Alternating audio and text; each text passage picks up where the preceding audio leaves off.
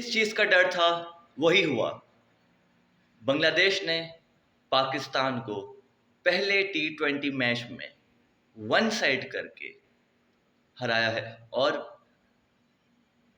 कल अगर आपने मेरी पिछली वीडियो देखी होगी तो मैंने आपको उसमें यही बोला था कि पाकिस्तान अगर सीरीज़ हारेगा तो पूरा क्रिकेट खेलने से ही हारेगा।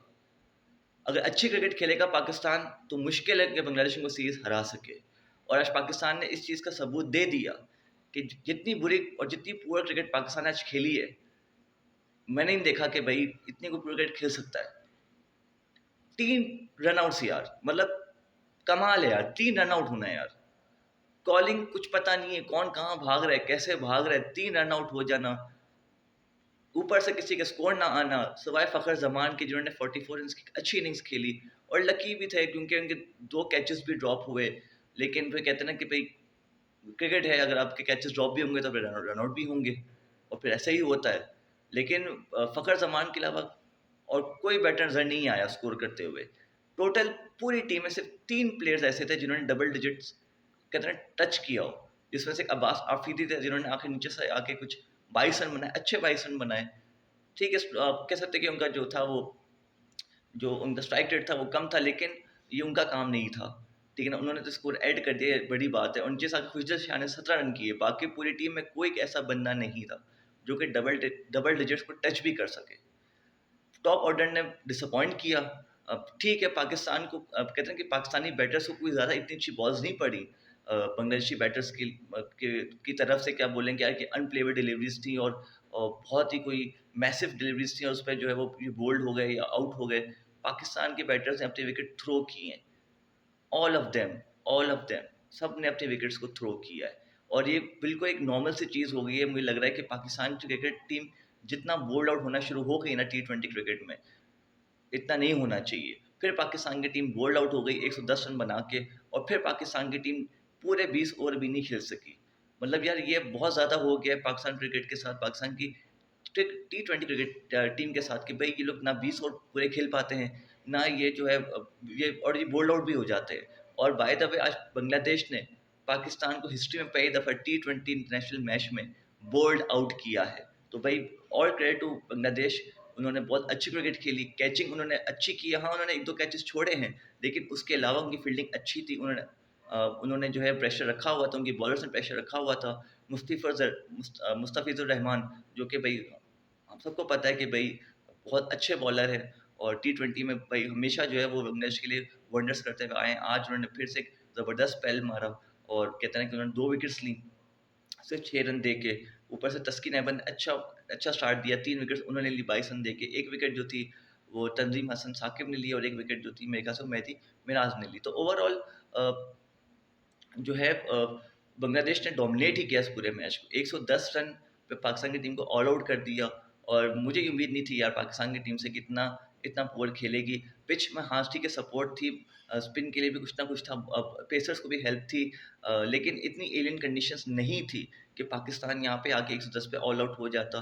पहला मैच है, आप ठीक है, आप उनको बेनिफिट ऑफ डाउट दे सकते हो, लेकिन पाकिस्तान को अपनी स्ट्रेटेजी को कहते हैं कि वापस से रीविज़िट करना पड़ेगा, क्योंकि अगर इस तरह से अगर पाकिस्तान क्रिकेट खेलेगी तो ये सीरीज़ पाकिस्तान हार ही ना जाए। और मुझे लगता नहीं कि भाई पाकिस्तान सीरीज़ हारना चाहेगा वेस्ट इंडीज़ के टूर्स पे जाने से पहले, क्योंकि आप अपना कभी भी रिदम ख़राब नहीं करोगे।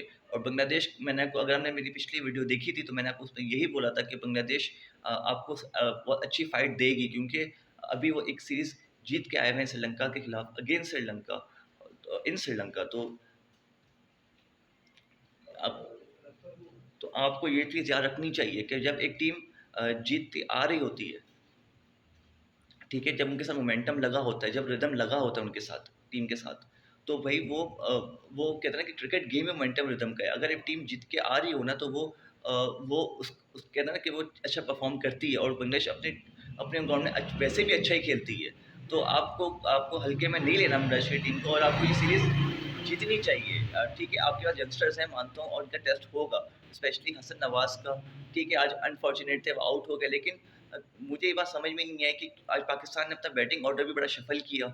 वो हसन नवाज़ जो पिछले पूरी सीरीज़ में अगेंस्ट बांग्लादेश वो नंबर 4 पे खेलते हुए आज सलमान अली अगर खुद नंबर 4 पे आ गए और नंबर 5 पे उनको भेज दिया, वही सलमान अली अगर भाई ठीक है यार, अब मुझे नहीं पता क्या स्ट्रेटजी है, लेकिन अगर आपने एक बंदे को अगर एक नंबर दे दिया है ना, तो उस पे उसको आप टिका के रखो यार।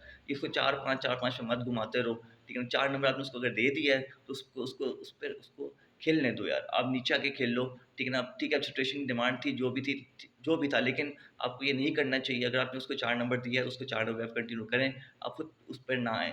मोहम्मद नवाज़ ठीक है, आपने उनको ऊपर प्रमोट किया बैटिंग में, लेकिन उनके लिए बड़ा टेस्ट था क्योंकि वो काफ़ी अरसे बाद पाकिस्तान की क्रिकेट टीम में वापस आए और आके उन्होंने ज़्यादा कुछ वंडर्स भी नहीं किए, वो भी जल्दी आउट हो गए, रन आउट हो गए बाय द वे। तो भाई ये चीज़ देखना पड़ेगा, पाकिस्तान को अपनी टीम को रिविज़िट करना पड़ेगा, अपनी स्ट्रेटजी को रिविज़िट करना पड़ेगा, स्पेशली अपने बैटिंग ऑर्डर को देखना पड़ेगा कि किस बैटिंग ऑर्डर पे कहाँ बंदे को खिलाना है, ठीक है ना भाई? और किसी न किसी एक बैटर को यहाँ पे रिस्पॉन्सिबिलिटी लेनी पड़ेगी।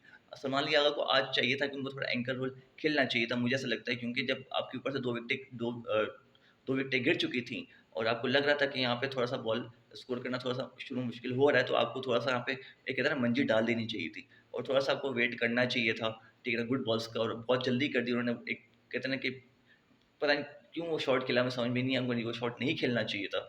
क्योंकि सिचुएशन को भी रीड करना चाहिए और कैप्टन है तो वो अपनी विकेट को यूँ थ्रो करके जाना, ये बात को समझ में नहीं आई। एनीवेज़ खैर 110 रन से हम ज़्यादा बात नहीं करेंगे क्योंकि अभी इस पे ज़्यादा कुछ बात करने को है ही नहीं।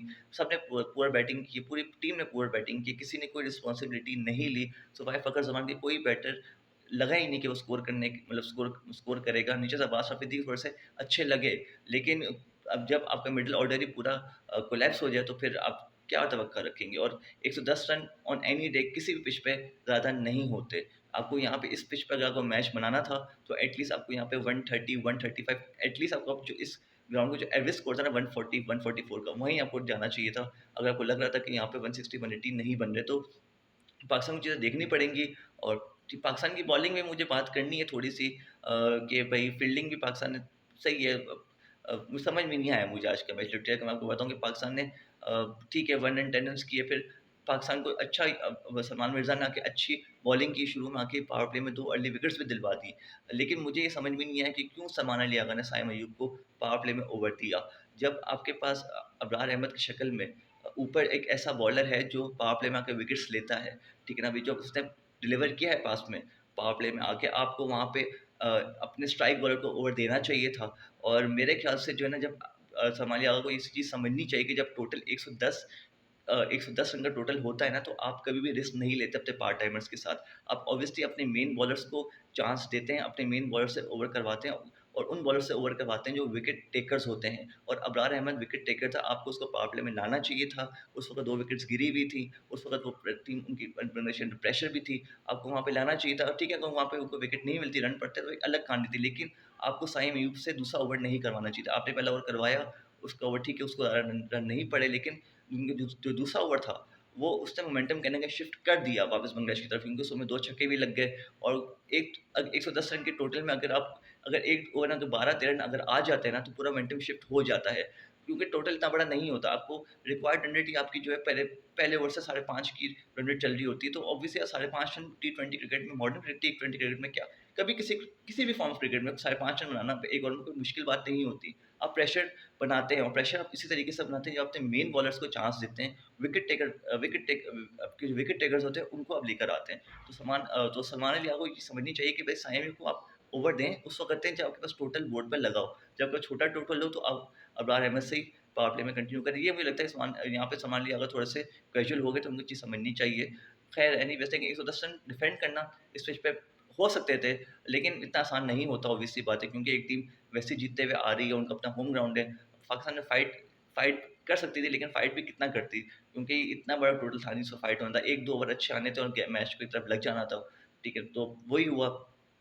परवेज़ हुसैन इमॉन ने अच्छी इनिंग्स खेली, 56 रन्स उन्होंने किए। तौहीद रिज़वान ने 36 रन्स किए, जिनसे जाकिर अली ने आकर 15 रन करके फिनिश कर दिया। तो ओवरऑल 15.3 ओवर्स में बांग्लादेश ने इस आज के मैच को रैप अप कर दिया और सीरीज़ को 1-0 से लीड कर रही है। अगर पाकिस्तान की बॉलिंग की बात करूँ तो सलमान मिर्ज़ा ने 2 विकेट्स लीं। बाकी जो है 1 विकेट अब्बास आफरीदी ने ली और बाकी जो ज़्यादा कोई बॉलर्स इम्प्रेस नहीं कर सके। क्योंकि सब आपने 6-6 7-7 जब ओवर्स करवा रहे हैं, बॉलर से ओवर 6-6 7-7 बॉलर्स यूज़ कर रहे हैं, तो आपको ये चीज़ समझनी चाहिए कि भई आप इतने यूज़ नहीं कर सकते। आपको अपने मेन बॉलर्स को बॉल देनी चाहिए थी इस मैच में, क्योंकि ये मैच आप डिफेंड करके तो नहीं जीत सकते थे सलमान भाई। आपको ये मैच अगर जीतना था तो ये मैच आप एक ही सूरत में जीत सकते थे कि अगर आप विकेट्स लें, और जो आप नहीं ले सके।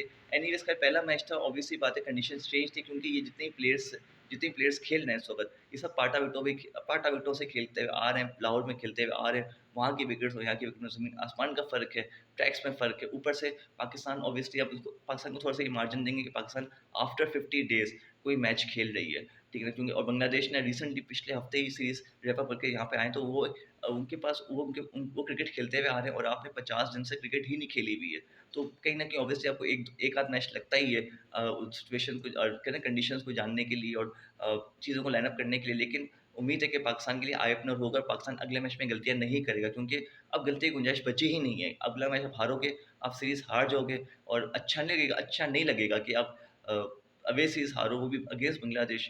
तो और अब इसके बाद आपको वेस्ट इंडीज़ जाना है, तो आपकी जो है ये तैयारी अच्छी नहीं होगी टी20 क्रिकेट के लिए, और आपको यहाँ पे बिल्कुल भी कैजुअल नहीं लेना बांग्लादेश को। आपको अपनी एक क्रिकेट खेलनी पड़ेगी, बिल्कुल भी कैजुअल नहीं होना है, और अपना बैटिंग और कॉम्बिनेशन पाकिस्तान को बनाना पड़ेगा कि पाकिस्तान कौन से बैटर्स को कहाँ खिलाए और उनको वहाँ कंटिन्यू करे फ्यूचर में भी और अभी भी। और बॉलर्स को आपको कॉम्बिनेशन बनाना पड़ेगा, क्योंकि आप इतने पार्ट टाइमर्स आप नहीं डाल सकते हो टीम में। आपको अपनी स्पेशलिस्ट बॉलर होने चाहिए। और मैं आपको पिछले, अगर आपने मेरी पाकिस्तान बांग्लादेश की अगर आपने वो सीरीज़ देखी होगी, जो वीडियोज़ मैंने बनाई थी, उसमें अगर आपने देखा होगा, तो मैंने आपको उसमें एक चीज़ जोड़ दी थी कि पाकिस्तान अपने स्पेशलिस्ट बॉलर्स को ज़्यादा चांस नहीं दे रहा है। पाकिस्तान बहुत ज़्यादा पार्ट टाइमर्स पे रिलाई कर रहा है टी20 क्रिकेट में, और पाकिस्तान को ये नहीं करना चाहिए। ठीक है, टी पार्ट टाइमर्स होने चाहिए, 1-2 होने चाहिए, पर स्पेशलिस्ट बॉलर्स आपके पास लाज़िम होने चाहिए, और वही आपके विकेट टेकर्स होते हैं। तो ये चीज़ पाकिस्तान को देखनी होगी। पहला मैच है, आप ठीक है, आप हिम्मत, आप कहते हैं ना, आप ज़्यादा जो है वो उम्मीद नहीं हार सकते, लेकिन पाकिस्तान को जो है अच्छी क्रिकेट खेलनी पड़ेगी, और उम्मीद करते हैं कि पाकिस्तान अच्छी क्रिकेट खेलेगी। अगर आपको वीडियो पसंद आई, अगर आई तो इसको लाइक कीजिएगा, शेयर कीजिएगा, चैनल को सब्सक्राइब कर लें, अपने को को इजाज़त दीजिएगा। अल्लाह हाफ़िज़।